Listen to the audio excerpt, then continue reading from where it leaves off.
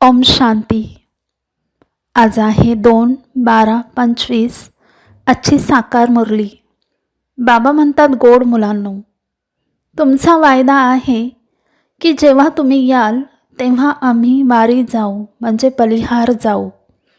आता बाबा आलेले आहेत तुम्हाला केलेल्या वायद्याची आठवण करून देण्याकरिता.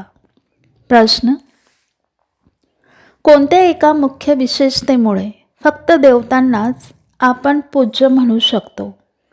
उत्तर: देवतांचीच विशेषता आहे जे कधीही कोणाची आठवण करत नाहीत, न बाबांची आठवण करत, न कोणाच्या चित्रांची आठवण करतात, म्हणून त्यांना पूज्य म्हणणार. जिथे सुखच सुख असते, म्हणून कोणाची आठवण करण्याची गरज नाही. आता तुम्ही एका बाबांच्या आठवणीने असे पूज्य पावन बनला आहात, जे मग आठवण करण्याची गरजच राहत नाही. ओम शांती. गोड गोड रुहाणी मुले आता रुहाणी आत्मा असे तर म्हणणार नाही. रूह किंवा आत्मा एकच आहे.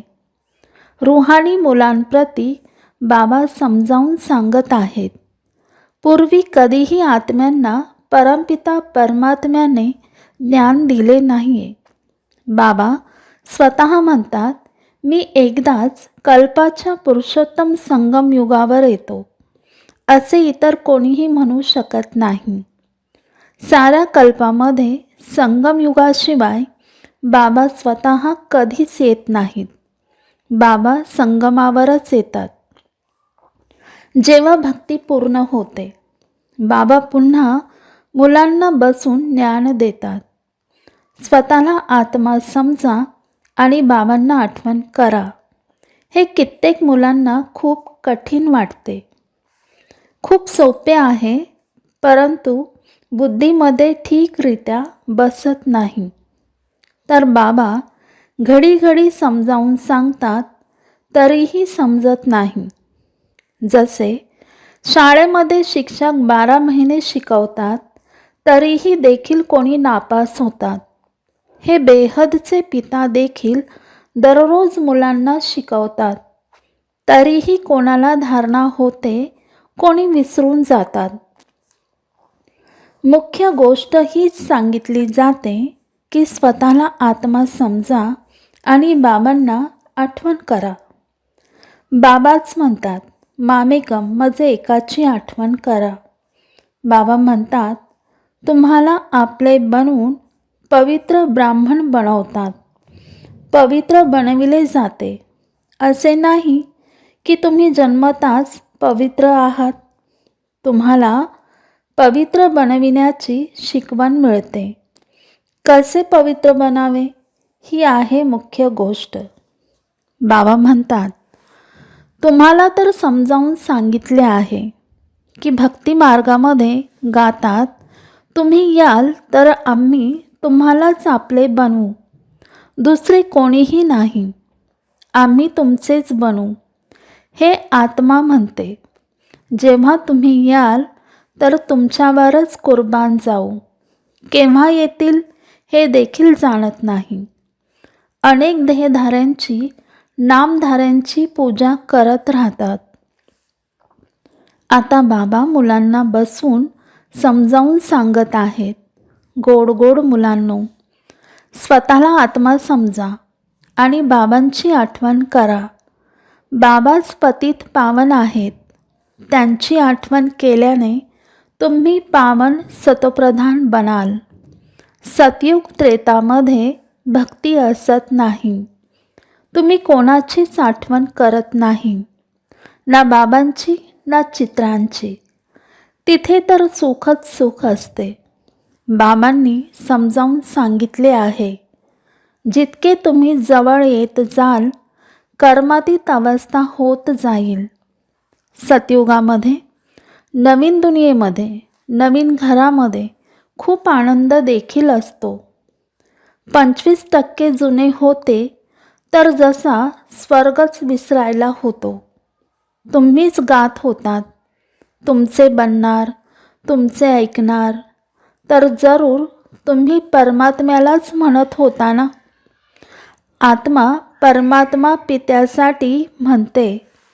आत्मा सूक्ष्म बिंदू आहे. तिला पाहण्यासाठी दिव्य दृष्टी पाहिजे. मी आत्मा इतका छोटा बिंदू आहे असे समजून आठवण करणे यामध्ये मेहनत आहे. बाबा म्हणतात, बाबांची श्रीमत मिळते श्रेष्ठ बनण्याकरिता, तर त्यावर चालले पाहिजे. तुम्हाला दैवी गुण धारण करायचे आहेत. खाणेपिणे देखील रॉयल असायला पाहिजे. तुम्ही देवता बनता. देवता स्वतः पूज्य आहेत. ते कधीच कोणाची पूजा करत नाहीत. ते तर डबल मुकुटधारी आहेत ना. सतयुगामध्ये कोणाची पूजा करण्याची गरज नाही. बाकी हो, एकमेकांचा रिगाण आदर जरूर ठेवतात. असा प्रणाम करणे याला रिगार्ड म्हणले जाते. असे नाही मनात त्यांची आठवण करायची आहे. जसे प्रेसिडेंट आहेत, सर्व रिगार्ड ठेवतात. जाणतात हे उच्च पदाधिकारी आहेत. नमस्कार थोडाच करायचा आहे. बाबा समजावून सांगतात, हा ज्ञानमार्ग अगदीच वेगळी गोष्ट आहे. यामध्ये फक्त स्वतःला आत्मा समजायचं आहे.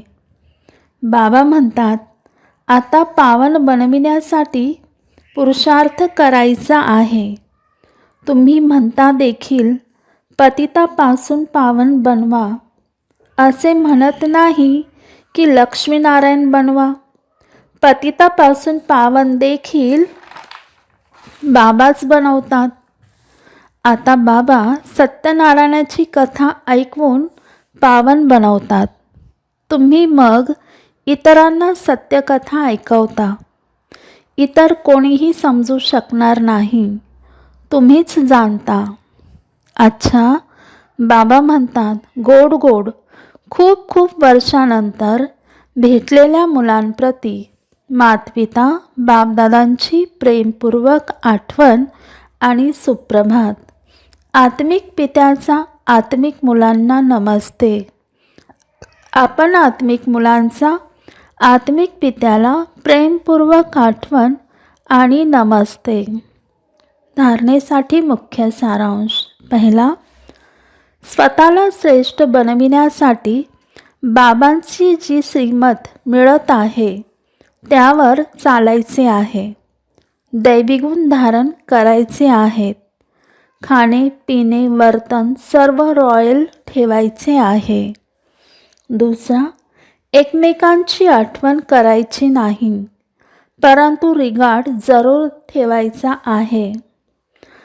पावन बनण्याचा पुरुषार्थ करायचा आहे आणि करवून घ्यायचा आहे.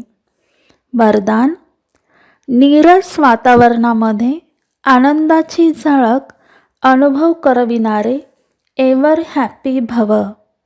विस्तार, एव्हर हॅपी अर्थात कायम आनंदी राहण्याचे वरदान.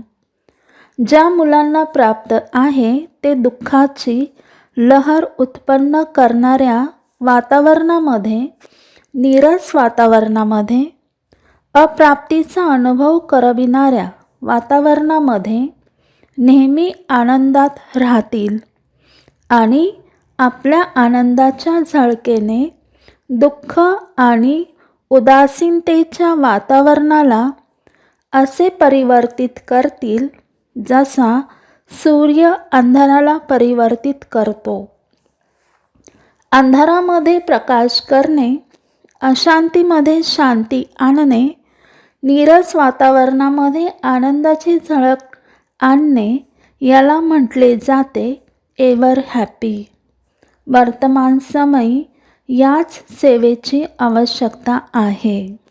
बोधवाक्य, अशरीरी तो आहे ज्याला शरीराचे कोणतेही आकर्षण स्वतःकडे आकर्षित करत नाही.